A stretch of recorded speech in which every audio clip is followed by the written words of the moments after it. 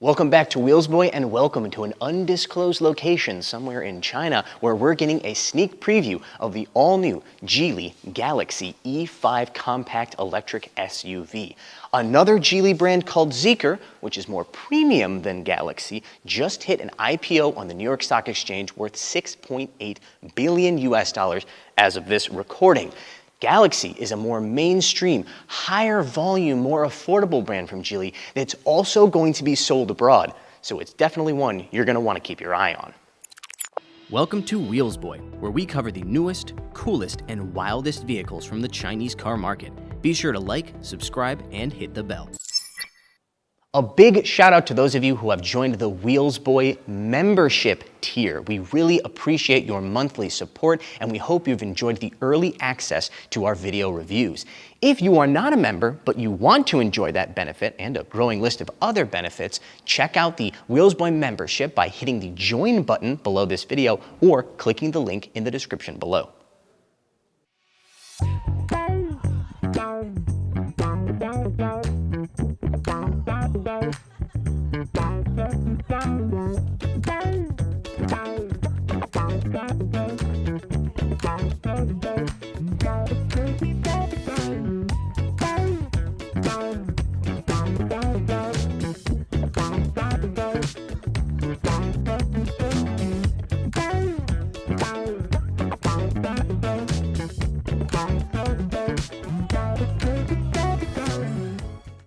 Let's start with some basic information. This thing measures 4.615 meters in length, which puts it between the BYD Yuan Plus and the BYD Song Plus, aka Seal U. A more relevant comparison for my American audience would be it's a little bit shorter than a Honda CR-V. It rides on Geely's electric architecture, the Geely Electric Architecture, GEA. Despite its name, it's capable of both pure EV and extended range EV powertrains.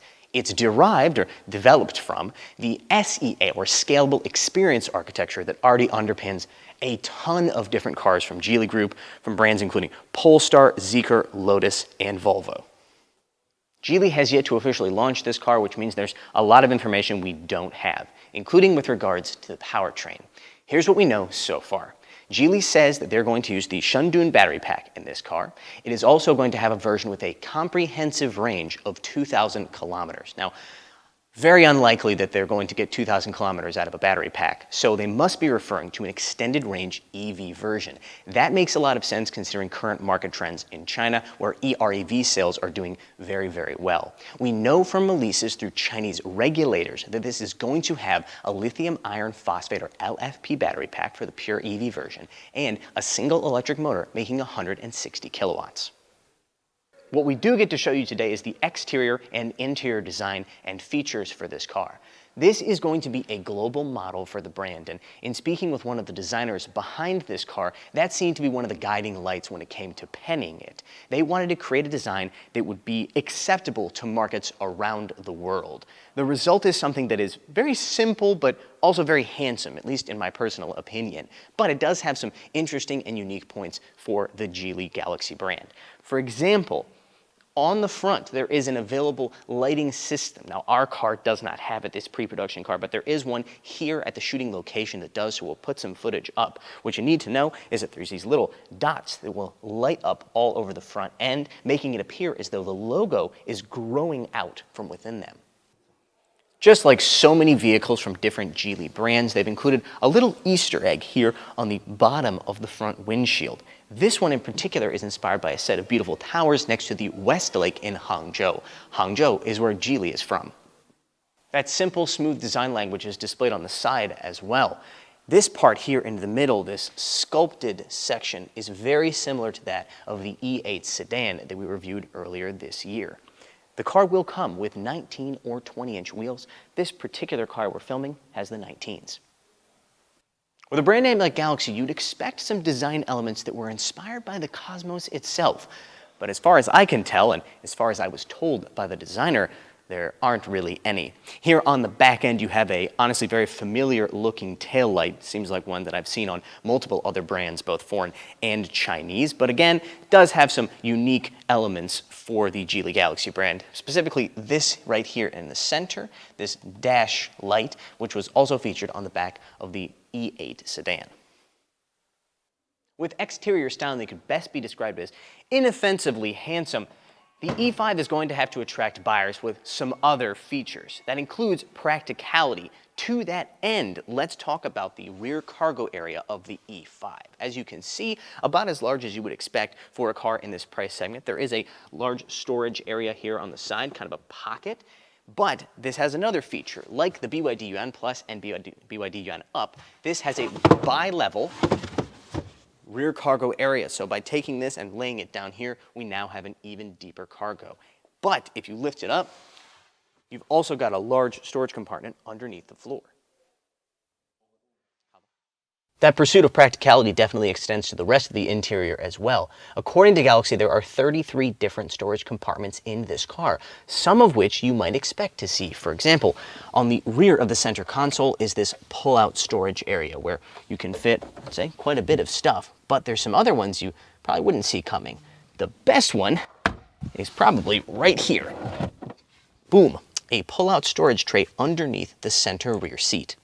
Storage aside, rear seat comfort is actually quite good in the E5. Its wheelbase of 2.75 meters is, again, between that of the BYD Yuan Plus and the Song Plus / BYD Seal U. Legroom, therefore, is quite good, as is headroom. I am 1.75 meters or 5 foot 9 inches tall, and I am quite comfortable back here. Good lower back support. However, I do feel as though the floor of this car is a little bit higher than I would like, perhaps as a result of these aftermarket carpets that they'd put in. I would get rid of those. But even so, my knees are a little higher than I would like. However, the length of the seat bottoms themselves, quite nice, and I have just enough space to sneak my feet under that front seat so I can still achieve a pretty comfortable posture. The handsome but conservative exterior styling is matched by the handsome but conservative interior styling on this car. There are a lot of elements that are inspired, I'm told, by waves or water. Again, not by the Galaxy itself, I guess. That includes these wave patterns that are in the plastic wood-like surface here on the center console, as well as those on the dashboard up here that seem to emanate from the Fly Me sound system speakers up here on the left and right side. These could be waves or they could be sound waves. Speaking of the center console, it is said to be inspired by traditional Chinese wooden chairs. They have made it so that the left armrest and the center console are at the same height, so you can achieve a very comfortable posture, presumably not when you're driving, in which case you're going to have your hands on the wheel, of course. Here on the center console, you've also got this knob, which is used to control your volume for the center screen. I'm going to go into that more, but I should mention that this is a pre-production vehicle and we're not able to actually interact with the center screen. Next to that are 4 physical buttons. Now, they really emphasize the fact that they kept physical buttons for this car for convenience sake and even made them 1.5 times larger. Larger than what? I don't know. Larger than their other cars? It could be, but I would say that having 4 buttons is only slightly better than having no buttons. I wish there were more of them. Here in the center console also you have a cup holder, which is hidden away, and a feature that is very important, at least for people that are driving here in China. When you go through toll stations on the Chinese highways, if you do not use the electronic ETC or Easy Pass system, you have to get a physical card from the toll station. I often have a hard time finding a good place to put that card, so they have provided a nice little slot where you can stick it right there and not lose track of it. After that, you got a wireless charging pad, 50 watts, written right there. And now we come around to the center screens. This center one measures 15.4 inches, is powered by the Fly Me OS or operating system from Meizu. Meizu is a cell phone company that was purchased or invested in by Geely, and now they develop the operating systems for their vehicles. It's the same one that Will experienced in the Lynk & Co. 08 EMP that we reviewed earlier this year. That's a valuable insight because unfortunately, we're not going to be able to actually use the system on this pre-production vehicle. It's just kind of locked on this center screen.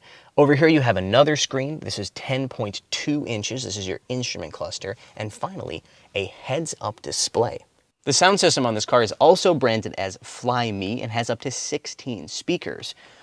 The E5 features available heated, ventilated, and massaging front row seats, an increasingly common feature even on Chinese cars as affordable as this. But one thing you don't see even on cars here in China very often at this price point is adjustable leg rest over here on the passenger side, which obviously allows you to achieve a very, very comfortable posture.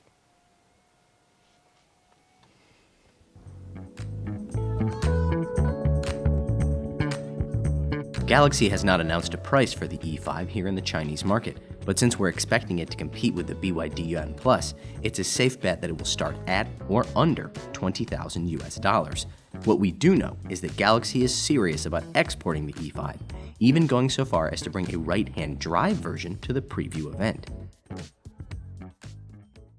That's going to do it for our preview of the interior and exterior of the Galaxy E5. Obviously, I'm going to have to wait until I can get behind the wheel and actually drive it to give you my final verdict. But I have to say, based on what I've seen today, this is looking to be a very competitive product for a very competitive segment.